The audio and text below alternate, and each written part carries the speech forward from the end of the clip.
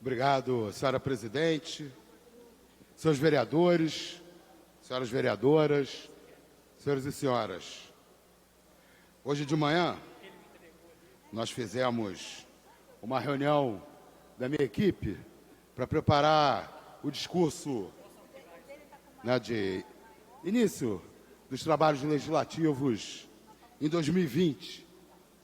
Parece que ainda não passou o carnaval, então não sei se já pode dar feliz ano novo, se tem que esperar a quarta-feira de cinzas passar para desejar feliz ano novo para todos e todas, mas desejo aqui um bom retorno.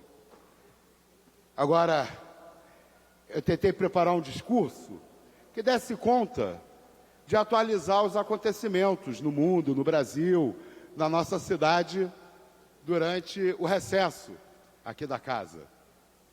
Acho que eu vou precisar de vários discursos para poder falar desse recesso, um recesso que foi bastante rico de acontecimentos, para o bem e para o mal, no Brasil e no mundo.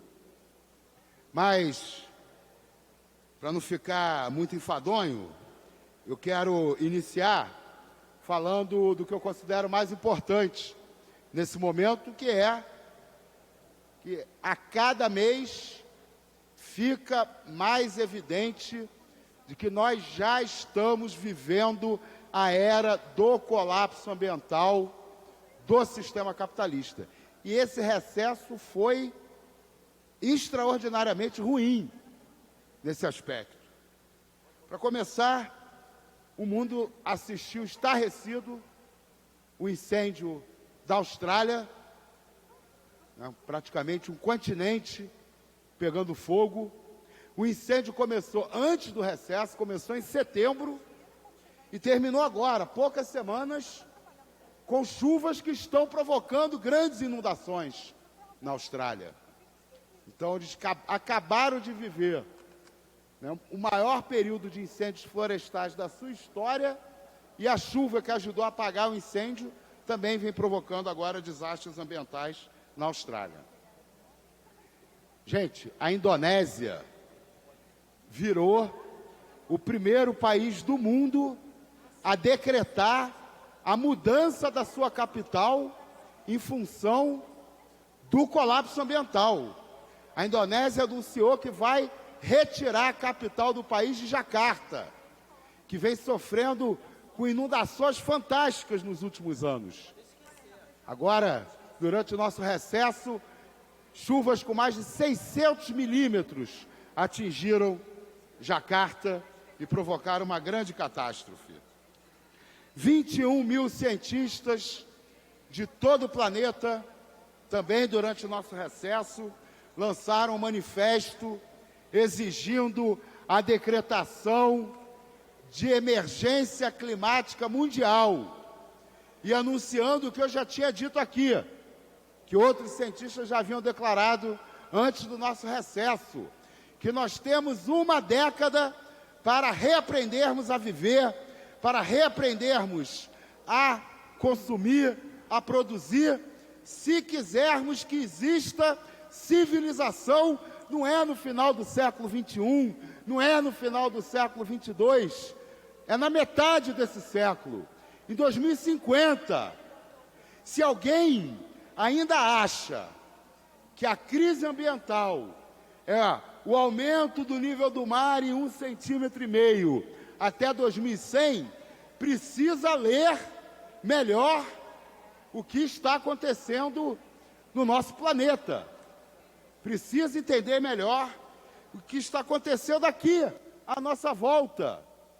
Belo Horizonte, a região metropolitana de Belo Horizonte, acabou de enfrentar as maiores tempestades da história de Belo Horizonte. Mas isso logo depois de sofrer a maior estiagem da história da região metropolitana de Belo Horizonte. Foram 4 meses sem chuva, seguidos das maiores tempestades da história. Exatamente o que os ambientalistas vêm avisando há muito tempo que iria acontecer. Isso é física simples. O calor dilata os corpos. Isso também serve para a atmosfera. Uma atmosfera mais aquecida é uma atmosfera dilatada. Essa atmosfera dilatada precisa de mais água, de mais vapor d'água para saturar as nuvens e começar as chuvas. Então isso tem duas consequências que parecem contraditórias, mas não são, que é o aumento do tempo sem chuvas, o aumento das estiagens e, quando vem as chuvas, o aumento das precipitações. É como se a atmosfera deixasse de ser um balde pequeno e passasse a ser um balde grande. O balde grande precisa de mais água para encher e transbordar, mas quando transborda, transborda mais do que o balde pequeno. São Paulo acabou de ser paralisada.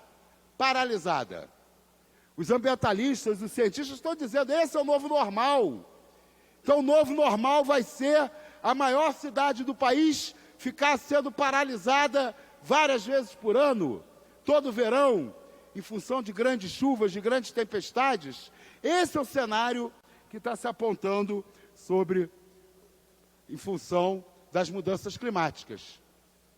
E para concluir, mas eu ainda vou falar do Rio de Janeiro, sobre outros territórios, anteontem, se eu não me engano, foi publicado o recorde de temperatura na Antártida.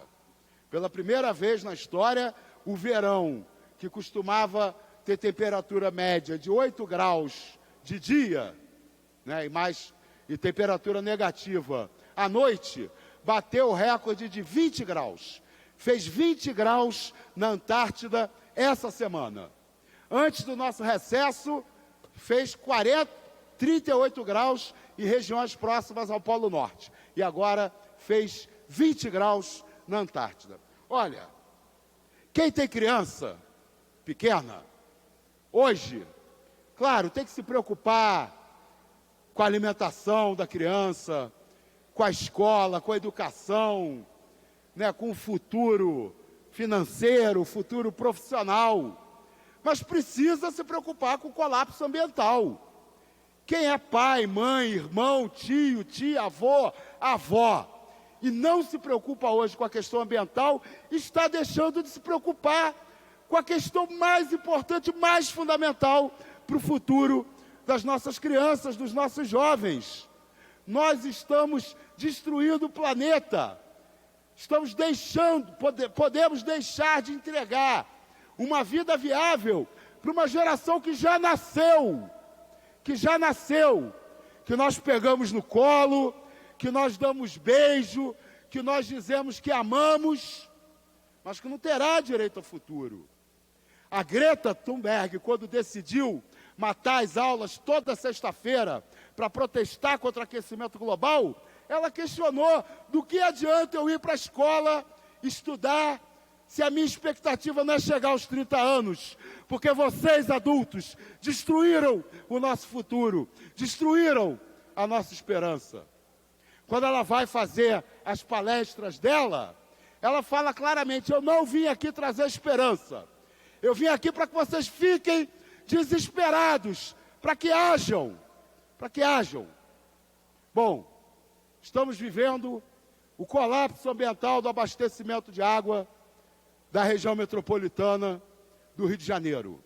Décadas de alerta dos ambientalistas, ignorados pelas autoridades e pela sociedade, nos trouxeram aonde nós estamos. O Rio Paraíba do Sul, ele não é mais um rio que passa no meio de um monte de fazenda, que tem um cocôzinho de vaca ali, né, um cocôzinho de galinha acolá, e que depois a água chegava em Guandu e era tratada pela SEDAI e tinha qualidade. O Rio Paraíba do Sul está chegando em Guandu podre, contaminado por vários municípios que cresceram e não prepararam o saneamento para que as águas sejam tratadas antes de chegarem ao Paraíba do Sul. Contaminado pela agroindústria, que cresceu, pelas indústrias que poluem, agora com detergente, nós vimos recentemente. não é uma questão de fácil solução. Se nós não revertermos a tendência do que vem acontecendo no Paraíba do Sul, a SEDAI não vai conseguir tratar a água. Se é que está conseguindo, nesse momento, tratar a água. Porque são 3 questões que nós temos que levar em consideração. A qualidade da água que chega em Guandu. O tratamento que se faz em Guandu, que se mudou a qualidade da água, tem que mudar o tratamento. E também os problemas de contaminação na distribuição. Que, aliás, na distribuição também aparece a desigualdade, né, dessa sociedade dividida entre Casa Grande e Senzala, né, onde os bairros das Casa Grandes têm água e os bairros das Senzalas, vizinhos a Guandu, vivem historicamente sofrendo com a falta de água, né? Inclusive circulou um meme na internet, o cara dizendo como é que estava a água em Queimados. Seu número está normal aqui em Queimados. Falta mais do que tem, quando chega fedorenta e Vereador, suja. para concluir, normal, por favor. como sempre aconteceu, né? Então, estamos começando 2020 com uma tonelada de problemas, e eu nem falei das questões democráticas, das ameaças fascistas ao povo brasileiro, né? Queria começar falando do que é fundamental. Precisamos acordar para a necessidade de impedir o colapso das condições de reprodução da civilização. Estamos no limite. Se não agirmos, em pouco tempo sofreremos consequências gravíssimas, e é só olhar o que vem acontecendo nos últimos meses pelo mundo para a gente entender o tamanho do problema que nós temos que enfrentar.